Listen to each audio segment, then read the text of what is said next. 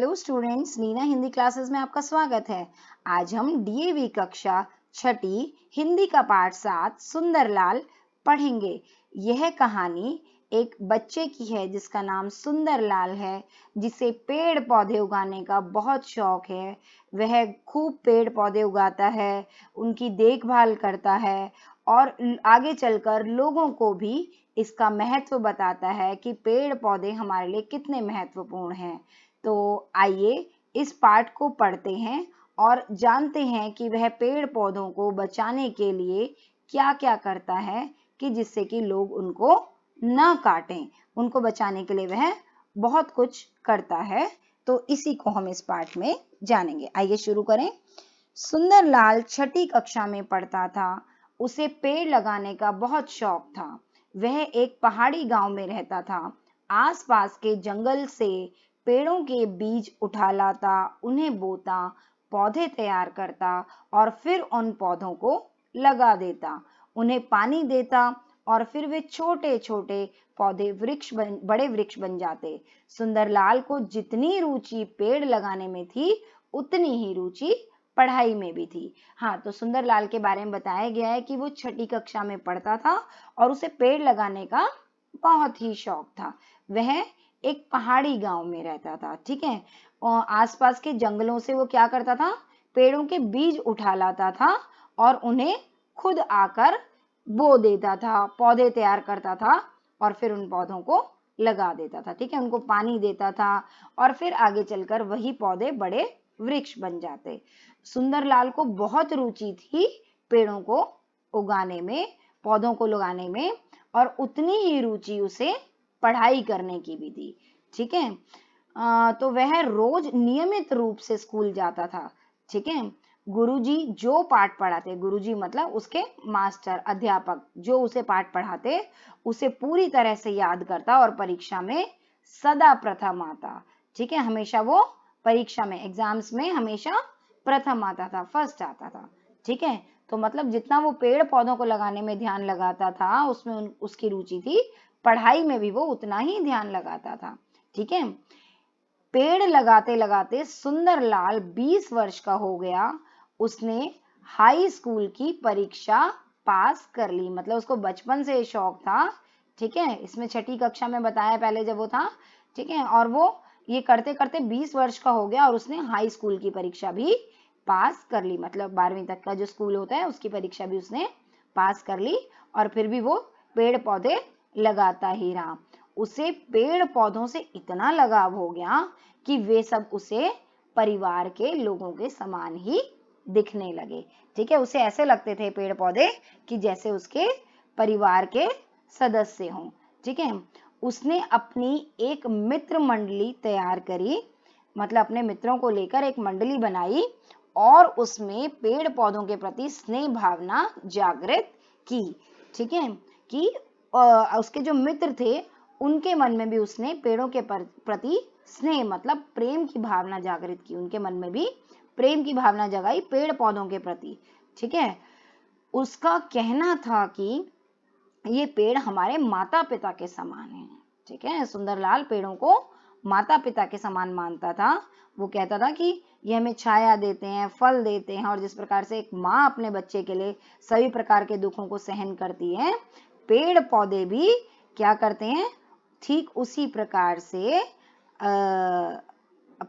धूप, वर्षा, जाड़ा, धूल आदि सब कुछ अपने ऊपर ले लेते हैं और हमें सुख देते हैं, हमारी रक्षा करते हैं। जैसे कि माँ हर दुख को, हर पीड़ा को अपने ऊपर सह लेती है और बच्चों की सिर्फ रक्षा करती है, उनको सिर्फ सुख देती है। इसी प्रकार से पेड़ पौधे भी ऐसा ही करते हैं। वो कौन से दुख तकलीफें अपने ऊपर ले लेते हैं? धूप, वर्षा, जाड़ा, जाड़ा मतलब ठंड, धूल। ठीक है ना, जब कभी धूप लग रही होती है तेज, तो हम रास्ते से जा रहे हैं तो हम पेड़ के नीचे छाया छाया में चलने लगते हैं। ठीक है, तो वृक्ष अपने ऊपर धूप को ले लेते हैं और हमें छाया देते हैं। ऐसे ही अगर बारिश हो रही हो तो हम किसी पेड़ के नीचे जाके खड़े हो जाते हैं ना। ठीक है, तो पेड़ हमारी इस प्रकार से रक्षा करते हैं और हर मुसीबत को अपने ऊपर ले लेते हैं। ठीक है, जब कोई व्यक्ति हरा वृक्ष काटने लगता कोई भी तो इसको सुंदरलाल को बहुत ही कष्ट होता, ठीक है। अगर ये देखता कि कोई भी हरे वृक्ष को, मतलब सूखे वृक्ष को काटना एक अलग बात होती है, लेकिन हरा भरा वृक्ष हो जो सजीव हो, अभी सही हो बिल्कुल, और उसको कोई काट रहा हो तो सुंदरलाल को बहुत ही कष्ट होता था, उसको बहुत ही तकलीफ होती थी। उसे ऐसा लगता जैसे वह पेड़ नहीं उसके शरीर का अंग काट रहे हैं, क्योंकि वो पेड़ों से इतना ज्यादा जुड़ गया था, ठीक है। वह उसे विनम्र भाव से, मतलब बहुत ही नम्रता से, प्यार से समझाता और उसे पेड़ काटने से रोक देता था, ठीक है। जो भी व्यक्ति पेड़ काटता था उसको वो प्यार से समझाता और रोक देता था, और अगर वो नहीं मानता था तो उसके लिए वो लड़ने मरने तक को तैयार हो जाता था, ठीक है। सुंदरलाल अपनी बीए की परीक्षा के लिए नैनीताल जा रहा था, ठीक है। कौन सी परीक्षा के लिए? बीए की। उसके लिए वो कहाँ जा रहा था? नैनीताल। उसने रास्ते में कुछ लोगों को एक साथ बहुत से पेड़ काटते देखा, ठीक है। उसने रास्ते में क्या देखा कि कि कुछ लोग बहुत सारे पेड़ों को एक साथ काट रहे हैं। यह देखकर उसका मन व्याकुल हो उठा, बहुत ही परेशान हो गया वो, ठीक है। वह बस से उतरा, मतलब वो ये सारा दृश्य बस से देख रहा था कि कुछ लोग बहुत सारे पेड़ों को एक साथ काट रहे हैं। वो बस से उतरा और पेड़ों को काट रहे लोगों को जाकर समझाने लगा, पर उसकी हैरानी का ठिकाना ना रहा जब उसने ये सुना कि वे लोग कंपनी के नौकर हैं, ठीक है। लोगों से जब वो समझाने लगा उन लोगों को, तो लोगों से उसको पता चला कि वो कंपनी के नौकर हैं और कंपनी ने जंगल काटने का ठेका ले रखा है। यही कारण है कि वे लोग पेड़ काटना बंद नहीं कर सकते थे। यह जानकर उसे बहुत दुख भी हुआ और आश्चर्य भी हुआ, ठीक है। वो बहुत दुखी हुआ कि इतने सारे पेड़ों को एक साथ काटा जा रहा है और कंपनी ऐसा ठेका ले रही है, और ये सुन के वो बहुत ही आश्चर्यचकित भी रह गया, बहुत ही हैरान हो गया, ठीक है। उसने कभी नहीं सोचा था कि इस प्रकार से इतने बड़े स्तर पर भी पेड़ों की कटाई हो सकती है, ठीक है। वो बहुत ही हैरान हो जाता है जानकर, बहुत ही दुखी हो जाता है। सुंदरलाल का उन कंपनी मजदूरों पर तो कोई बस नहीं चला, लेकिन क्या होता है, उसे इसका भयंकर परिणाम दिखाई देने लगा। उसे लगता है कि ये जो किया जा रहा है इसका परिणाम बहुत ही भयंकर होगा। यदि इस प्रकार सभी पेड़ पौधे धीरे धीरे कट जाएंगे तो ये हरे भरे जंगल उजड़ जाएंगे और गांव में जो बसने वाले लोग हैं वो सब लोग अनाथ हो जाएंगे। ऐसा वो क्यों कहता है? अनाथ क्यों कह रहा है उनको? क्योंकि वो कहता है, उसका मानना ये है सुंदरलाल का कि पेड़ पौधे हमारे माता पिता की तरह हैं, वो माता पिता की तरह हमारा ख्याल रखते हैं, ठीक है ना। तो इसलिए वो कहता है कि अगर पेड़ों को इतना ज्यादा काटा जाएगा तो सारे जंगल उजड़ जाएंगे और गांव में जो बसने वाले लोग हैं वो अनाथ हो जाएंगे बिना पेड़ों के, ठीक है। अब सुंदरलाल अपने गांव लौटा तो उसका मन आत्मग्लानि से भरा हुआ था। आत्मग्लानि से मतलब खुद में ही ग्लानि भरी हुई थी, अपने प्रति ही, खुद पर ही उसको खेद था, बहुत दुखी हो रहा था क्योंकि वो कुछ नहीं कर पाया, ठीक है ना। वह उन कंपनी मजदूरों को वृक्ष काटने से रोक नहीं सका था।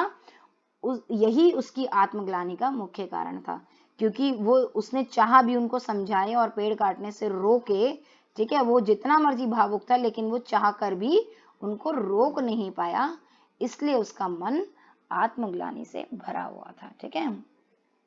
उसने अपनी मित्र मंडली की सभा बुलाई, ठीक है। जो उसने अपनी मित्र मंडली बना रखी थी सॉरी, कि जिनके साथ वो पेड़ पौधों के बारे में बातचीत करता था, जिनके मन में उसने पेड़ पौधों के प्रति स्नेह का भाव जगाया था, उनकी उसने एक सभा बुलाई, मीटिंग बुलाई।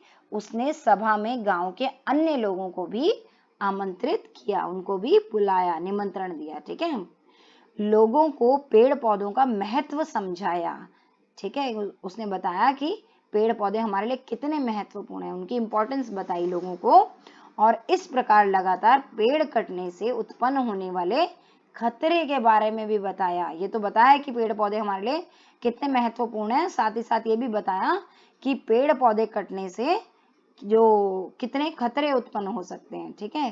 कहते कहते उसकी आंखें छलक पड़ी और वो कहने लगा कि मुझे ऐसा लग रहा है कि ये कुल्हाड़ियां मेरे माता पिता के शरीर पर ही चल रही है। ठीक है, वो बहुत ही भावुक हो गया, उसकी आंखों में आंसू छलक पड़े और उसको ऐसे लग रहा था और वो कहने लगा कि जैसे कि मेरे माता पिता के शरीर पर कुल्हाड़ियां चल रही हैं, क्योंकि वो पेड़ पौधों को माता पिता के समान मानने लगा था। ठीक है, सुंदरलाल अब तक बीए उत्तीर्ण कर चुका था, मतलब बीए की परीक्षा पास कर चुका था।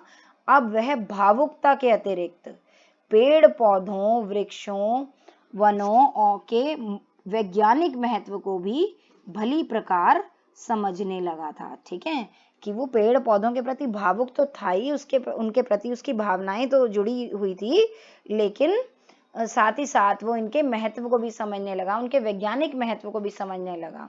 ठीक है, कि किस पौधे का, किस वृक्ष का क्या वैज्ञानिक महत्व है। ठीक है, ये भी वो समझने लग गया था, क्योंकि अब वो बड़ा हो चुका था, बीए की परीक्षा भी उत्तीर्ण कर चुका था। ठीक है, वह समझ गया था कि यदि पेड़ पौधे नष्ट हो गए तो पर्यावरण का संतुलन बिगड़ जाएगा। वृक्षों की अंधाधुंध कटाई से वर्षा नहीं हो पाएगी। ठीक है ना, तो वो समझ गया था कि अगर पेड़ पौधे नष्ट हो गए तो पर्यावरण का संतुलन बिगड़ जाएगा। ठीक है ना, कैसे? क्योंकि वर्षा सही समय पर नहीं होगी।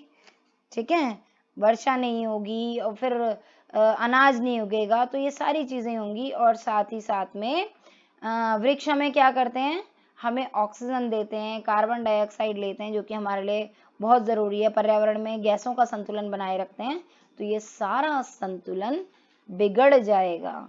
ठीक है, ये वो समझ गया था। ठीक है, वर्षा न होने से सूखे की स्थिति उत्पन्न हो जाएगी, जिससे अकाल की स्थिति बन जाएगी। इसके साथ ही यातायात की स्थिति अच्छी न होने के कारण अन्न का आयात भी नहीं हो पाएगा। आयात मतलब कि बाहर से जब लाया जाता है, ठीक है, अन्न को बाहर से भी लाया जा सकेगा। और दूसरे ग्रामीण लोगों के पास बाहर से अनाज मंगवाने के लिए धन भी कहाँ से आएगा? अनाज नहीं उगेगा तो बिक्री नहीं होगी, पैसा नहीं आएगा। ठीक है, तो कुछ भी नहीं हो पाएगा। ठीक है, परिणाम यह होगा कि लोग भूखों मरने लगेंगे। सुंदरलाल की वाणी में प्रभाव व उसके अंदर योग्यता थी। हाँ, उसकी वाणी में, उसकी बोली में एक अलग ही प्रभाव था, प्रभावशाली थी उसकी वाणी। और ठीक है, और उसके अंदर योग्यता थी। उसने ये पक्ष लोगों के सामने रखे। ठीक है, क्योंकि उसकी वाणी इतनी प्रभावशाली थी कि लोग उससे प्रभावित होते थे, उसकी बातों को सुनना और समझना चाहते थे। तो इसलिए उसने अपनी बात को लोगों के सामने रखा। ठीक है, उसकी बातों को सुनकर लोगों को लगा कि वह ठीक कह रहा है, उन्हें उसका साथ देना चाहिए। ठीक है, लोग उसकी बात को समझ गए और उसका साथ देने के लिए राजी हो गए, बल्कि उनको खुद से लगा, उनको दिल से लगा कि उनको उसका साथ देना चाहिए सुंदरलाल का। ठीक है, यही नहीं, सुंदरलाल ने मित्रों के साथ आसपास के सभी गांवों में अपनी यात्राएं प्रारंभ की। ठीक है, उसने क्या किया, अपने उन मित्रों को लेकर आसपास के गांव में यात्रा करने लगा और क्या किया, सभाओं का आयोजन किया और लोगों को वृक्षों के महत्व तथा उन्हें कटने से सिर पर मंडरा रहे खतरे के बारे में सचेत किया। ठीक है, तो उसने क्या किया कि आसपास के गांवों में घूमने लगा, यात्राएं शुरू करी और बहुत सारी सभाएं, मतलब मीटिंग्स का आयोजन किया और लोगों को वृक्षों के महत्व के बारे में बताने लगा। और वृक्ष काट दिए जाएं अगर, तो उससे क्या क्या खतरे हो सकते हैं वो बताया। इन सब के प्रति लोगों को उसने जागरूक किया। ठीक है, उसने इनके बारे में सरकार को पत्र लिखे। तरु रक्षण, तरु मतलब पेड़, वृक्ष, तरु रक्षण एवं वृक्षारोपण संस्थान का गठन किया। हाँ, कैसे कैसे संस्थान उसने बनाए? तरु रक्षण, जो पेड़ों की रक्षा करे, और एवं वृक्षारोपण संस्थान, मतलब जो वृक्षों को रोपे, कि नए पेड़ उगाए। ठीक है, ऐसे संस्थानों का गठन किया। इसके साथ ही उसने लोगों को वृक्षों की कटाई और रोकने का एक ढंग समझाया कि किस प्रकार से वे वृक्षों की कटाई को रोक सकते हैं। वो भी एक तरीका बताया। वो क्या था कि कंपनी मजदूर जब भी किसी पेड़ को काटने लगे तो लोग क्या करें, उस पेड़ से लिपट जाएं। ऐसा उसने तरीका बताया कि उनको पेड़ ना काटने दे, बल्कि जिस पेड़ को काटने लगे उसी पेड़ से लिपट जाएं, जैसा कि आप चित्र में देख सकते हो। ठीक है, इससे कंपनी मजदूर उस वृक्ष को काट नहीं सकेंगे। ठीक है, अगर उसके ऊपर कोई लिपटा होगा तो कोई कैसे काटेगा। ठीक है, तो ये उपाय उसने लोगों को बताया। सुंदरलाल के इस आंदोलन को चमत्कारी ढंग से लोकप्रियता मिली, लोगों में बहुत प्रिय हो गया और लोग अब तो बढ़ चढ़कर ऐसा ही करने लगे। जगह जगह पर जहां भी वृक्ष काटे जाते और लोग ऐसा ही करने लगे, उस पेड़ से चिपक जाते, लिपट जाते, ताकि उस पेड़ को न काटा जाए। ठीक है, जहां भी कंपनी के मजदूर या कोई अन्य किसी वृक्ष को काटने लगता, लोग उस पेड़ से लिपट जाते। ठीक है, इसी से चिपको आंदोलन का सूत्रपात हुआ। ठीक है, लेकिन क्या मतलब शुरुआत हुई कि चिपको आंदोलन शायद आपने सुना हो बच्चों, और आगे चल के आप बड़े होकर इसके बारे में पढ़ोगे भी और ज्यादा। ठीक है, तो चिपको आंदोलन यहीं से शुरू हुआ। ठीक है, इसी को चिपको आंदोलन कहा गया कि पेड़ से चिपक जाते लोग और पेड़ों को काटने से रोकते थे। ठीक है, तो उम्मीद करती हूँ बच्चों आपको मेरी वीडियो पसंद आई होगी। अगर पसंद आई तो इसे लाइक, शेयर और सब्सक्राइब जरूर करें। ठीक है, और आप भी पेड़ ना काटें और ज्यादा से ज्यादा पौधे उगाएं। धन्यवाद, मिलते हैं जल्दी अगली वीडियो में।